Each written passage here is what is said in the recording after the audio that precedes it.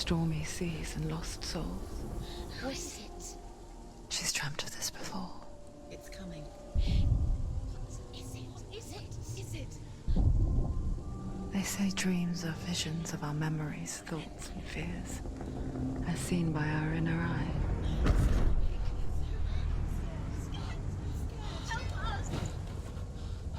But what if each one of us is always dreaming, even when awake? And we only see what our inner eye creates for us. Is this what hell is? A world shaped by Senua's nightmares. Maybe that's why people fear seeing the world through her eyes. Yes. Yes. Yes, she's scared. She's scared. Because if you believe that Senua's reality is twisted, you must accept that yours might be too.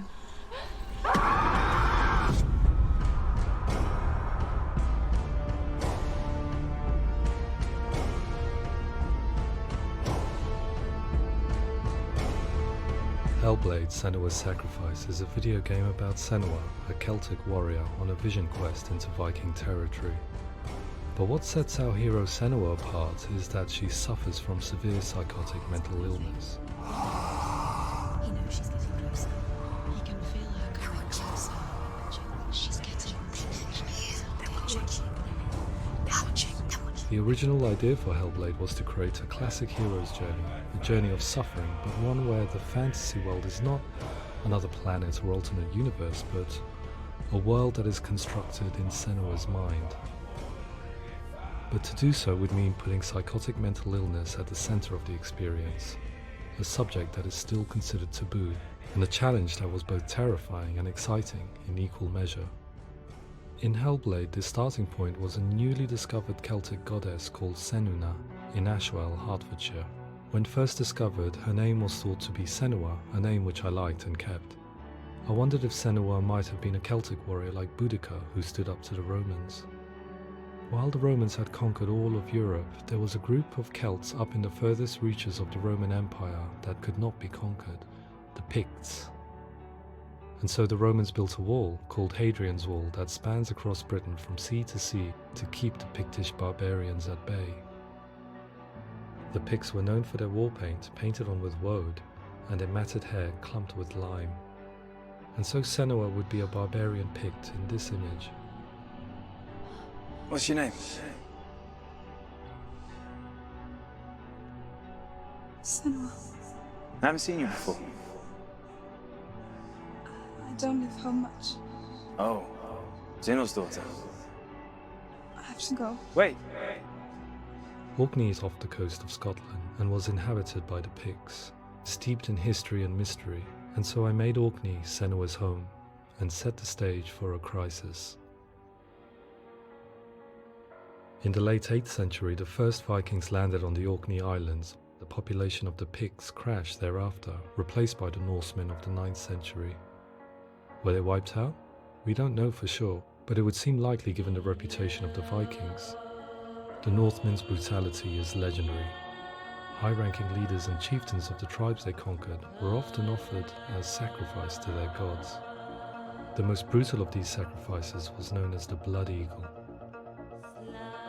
I imagine Senua as a young female warrior who returns home from exile to find her partner, Dillion, brutally sacrificed to a Norse god by these hellish warriors from a faraway land. I imagine the horror of this moment and how it would have dragged her deep into mental torment.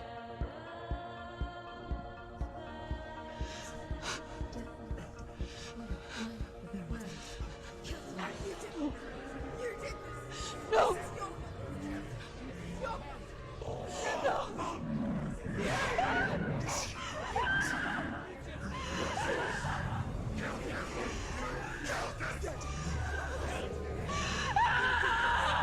I came to learn that the Celts had a sophisticated and nuanced perspective on the nature of mental disorder. One term they used was Gelt. A Gelt is a man or woman who has been driven mad by a curse, battle trauma, or grief. The Gelt would take to a life in the woods in search of penance, punishment, and purgation. And so Senua became a Gelt, cursed by darkness, looking for redemption in the wilds. Another word the Celts used in reference to mental disorders was druth, meaning fool, or Liar. one who utters the words of God. They tell of the mad sinner who flees battle into exile and takes on a beastly nature, growing feathers on his body. The character called Druth in HellBlade is based on a little-known person called Findan, an 8th century Irish Celt who was captured and enslaved by the Vikings, but eventually escaped to Orkney where he became a monk. I will tell you my stories of hell, if I may walk with you. Upon meeting Senua, it would be his stories that fuel her quest deep into their world of gods. The Northmen say the world will come to an end. The sun will grow black, the earth will sink into the sea, the stars will disappear, fire and water will meet, flames will play against the sky, the heavens and earth and all the world will be burned, all the gods will be dead, and the warriors of Valhalla and people everywhere. Senua, prepare yourself for Ragnarok, for it is nigh. So the stage was set for a new adventure, a journey into the Norse underworld called Hell, a vision quest fueled by madness and myth, a fantasy that was created by Senua's own mind, and one that we would experience through her eyes. This is your mission. This is your quest. There is nothing else left. To make a game about a warrior with psychotic mental illness as its central theme was fraught with danger.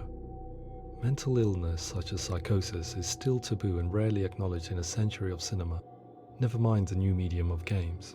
Where it does feature, it often conflates psychosis and psychopathy associated with a lack of empathy. It is unfortunate that these two words sound so similar that they are used interchangeably in media. I must admit that I didn't have to look very far to discover my own ignorance of the subject. So we reached out to Paul Fletcher, psychiatrist and professor of health neuroscience at University of Cambridge. Psychosis is a descriptive term, and it refers to having a loss of contact with objective reality. So it's characterized by two main sets of symptoms. One of them is hallucinations, where somebody experiences perceptions when there is no actual objective thing out there to perceive. You're already dead. Who are you? And the other is delusions, where somebody comes to very often bizarre, unpleasant, frightening beliefs when there's no good evidence in favor of them. There's no doubt about it. The source of the darkness is in Helheim, and the goddess Hela holds his soul there. We reached out to Welcome, a biomedical research charity that spends billions on research and awareness programs aimed at improving health. Mental health hasn't always been presented in the media in a way that is particularly helpful. It can be challenging to engage people with the subject matter, and there are a lot of preconceived ideas about mental health, and particularly schizophrenia and psychosis. So we hope our support allows the team to continue to collaborate with Paul Fletcher and with those who have experience of psychosis to create a game that provides a fresh perspective on the condition and allows audiences to engage with it in a way that just wouldn't be possible in any other medium. What started out as a brief consultation convinced me that we were only scratching the surface of an immensely deep and interesting subject that could enrich and change the very nature of the game. That's cool. Thanks so much for coming in. Pleasure. Thanks. It's really interesting for me, and I'd love to be involved. It's fascinating. Absolutely. Our understanding of psychosis is still very much a mystery, and ways of treating it are still primitive compared to physical illness. After all, it is easy to see the pain and suffering caused by physical diseases or physical trauma. It is not so easy to see the mental suffering and trauma of severe mental illness. But what if we could find a way to see it? Games are capable of drawing you in for hours on end, playing the role of a character who is different from you, experiencing their perspective, and actively involving you in a world that functions with a different set of rules. That voice is not a comment. That voice calls you to your death. It's an evil voice. If we were to represent Senua's psychosis, we would have to simulate voice hearing, a common attribute. But how can we simulate something we have no first-hand experience of? Professor Charles Fernyhough, a leading expert in voice hearing from Durham University, offered his help. Hearing voices is an experience that is usually associated with severe mental illness, and crucially we know that hearing voices is a part of ordinary life for many people who don't meet the criteria for mental illness. Yeah. Oh, that's not him in real life. We know voices vary according to where they appear in space. Voices can appear far away in the distance, they can appear right there in your ear, they can seem to be coming from inside your head. Based on the information Professor Fernie Ho provided, I put together a sound brief and invited some actors to the studio. We recorded the actors using a binaural microphone, which records the 3D spatial position of sound, replicating the way sound is heard by human ears. It gives you an incredible sense that the person you are listening to is right there beside you. Can't see how she's going.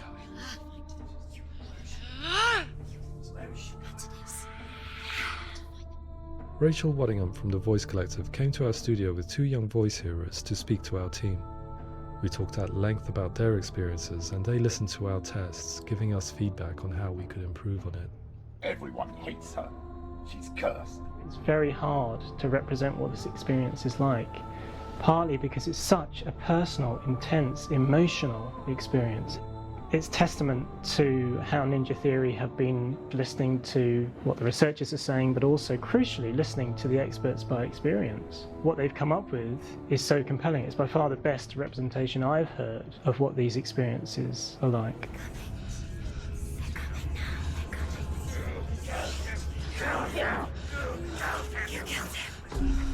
Other common attributes of psychosis are visions and flashbacks. We met with Recovery College East, who work with and care for people recovering from severe mental disorders. A group of service users gave us their first-hand account of what they experience. Sometimes when the visions or what we're seeing is too much, it becomes more difficult until eventually we perhaps don't see anything. The people we spoke to, the stories they told, were fascinating, harrowing and mind-boggling. The reality of what people experienced was vivid, far exceeding what I could possibly have imagined. We went away itching to represent some of these visions and flashbacks in the game. As we all know, my heart is so, love is so far away. Don't you know how I wanna feel deeper? I could never know how you grow, all these days are killing me. Now I see deep in me insanity does unfold. I just wanna feel deeper, deeper. I just wanna feel deeper, deeper.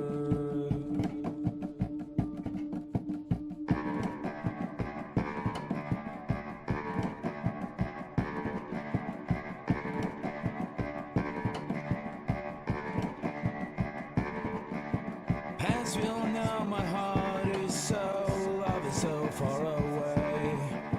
Don't you know how I wanna feel deeper? I could never know how you grow, all these days are killing me. Feel like this, read like this, I just wanna live, that's all. I just wanna feel deeper, deeper. I just wanna feel deeper, deeper.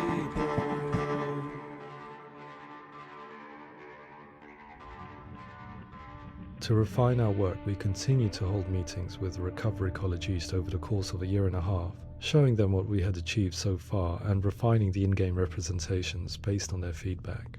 With their help, flashbacks, visions and changes in perception were woven into the story and gameplay of Senua. The students that are involved in this project are incredibly excited about being involved. They have described the experience as being important because it values their lived experience and shows that despite what we have been through, all of that experience becomes valid, that actually it's something that we should all be talking about. The experiences described range from beautiful to frightening beyond comprehension. I heard of a girl who has to live with an angry voice screaming at her, slamming on her doors and walls 24 hours a day. I met someone who would often see hanging corpses in a room, so real that she would sometimes try to rescue them. The panic and fear that comes with such visions is entirely understandable, and it can be a living horror for some.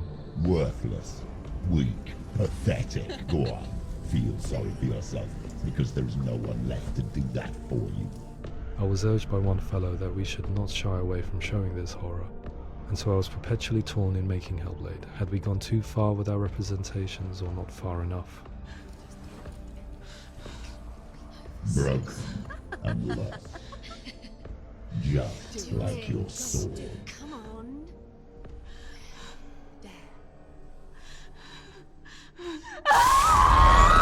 In some ways, voice hearing and visions were the low-hanging fruit, so to speak.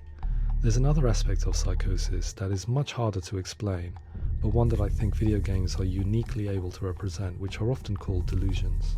People begin to see patterns in the world. They begin to link things that most people wouldn't link. Most of the things that we might think would be coincidence or, not worth commenting on. Nevertheless, that might have a particular salience or importance for them. One individual described how everyday words, sounds, colours and objects were steeped in meaning to him, forming a strange and sinister puzzle that he was determined to solve but could not quite get to the bottom of. It's not just brain dysfunction. It's not like the system shut down. It's actually an incredibly creative process. The person creates a world populated with voices and phantasms and terrors, and they're completely immersed in it. They believe in it. We often invite people into the studio to play the game. In one of our playtests, they played through much of the game, making associations between runes, secret messages, and the threat of darkness that stalked them.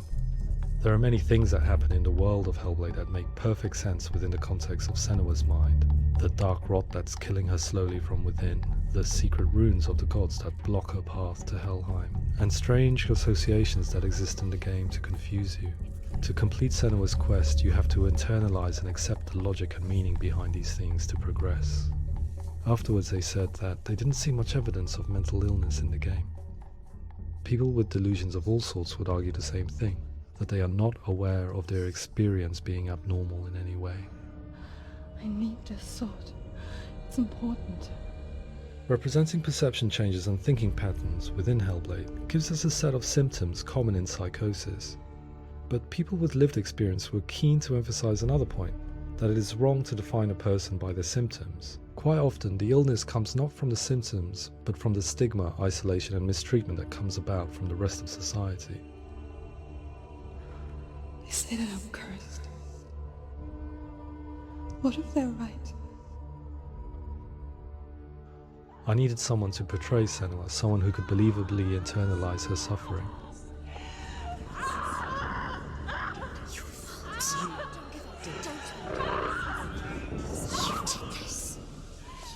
Melina Jurgens, our video editor, had been a stand-in for Senua over a few months while we perfected our motion capture techniques. Without realizing it, she had already auditioned for the role, and I knew her well enough to know that I didn't have to teach her to act, but to relive her own internal pain. As often is the case, those who have suffered mental anguish are never far from us.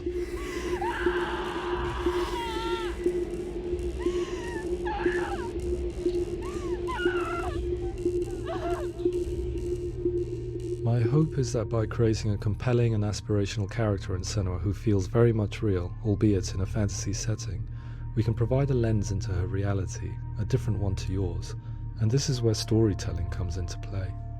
I imagined her life based on common threads in real people's lives.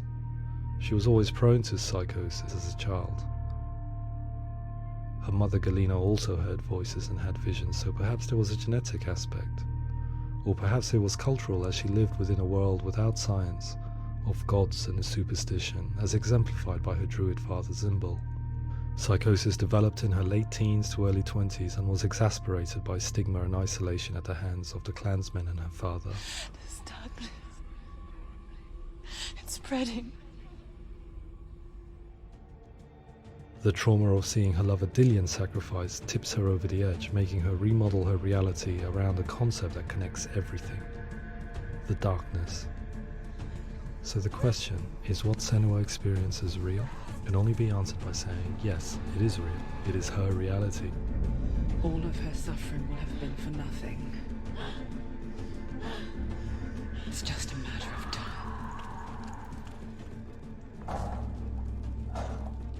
Towards the end of the project, service users and professionals that had collaborated with us were invited to see the near-final game. It was a chance to see if the game had reflected their views or if it had misrepresented them.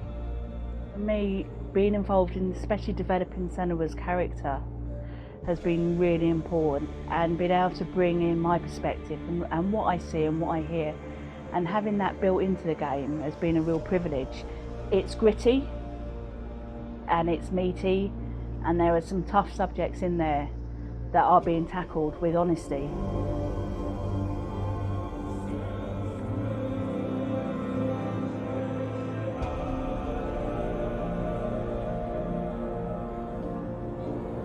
I was blown away by it today, absolutely blown away. It was just fantastic to get the opportunity to use our lived experience in a very creative way. There's nothing tokenistic about the work we've put in. It feels like we've been listened to, things have been taken on board, and I think there was a lot of realism in the game itself, and it feels very authentic.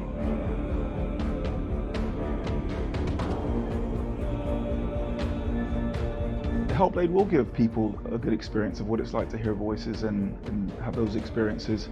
I'm glad that the guys at Ninja Theory kind of asked us to come along and help them build an experience that's positive when it comes out, and get myself a copy and have a go.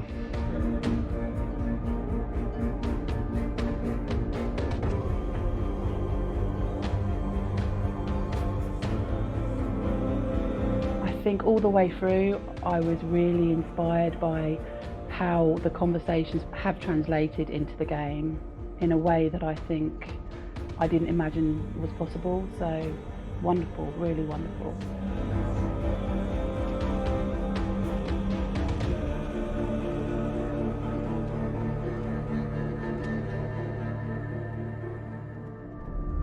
I really hope that others will follow the lead they've set and use the power of something like a video game to change people's perceptions, to increase understanding, and ultimately to make some of the stigma around voice hearing and other experiences go away.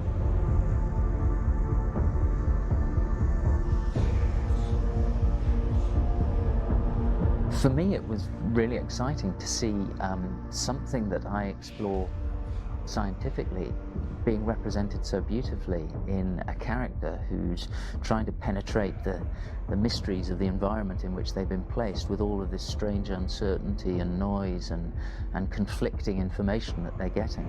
I'm very excited by this way of trying to represent mental illness, because I think it actually might be offering us insights that we wouldn't get from pure scientific explorations, and actually giving us quite an empathic view of what it might be like.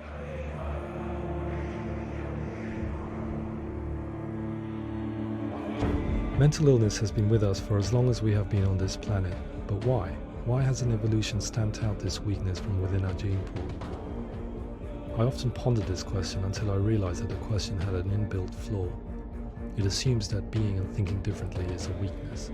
The only reason we have computers, spacecraft, medicine, poetry, art, and yes, even video games is because individuals were able to simulate new abstract realities in their minds and share them with the rest of us. We need people to be willing to see differently in order for us to progress and survive as society. And we need to be open to these new ways of seeing. And it is this spirit that motivated me to create Senua's story and share it with you.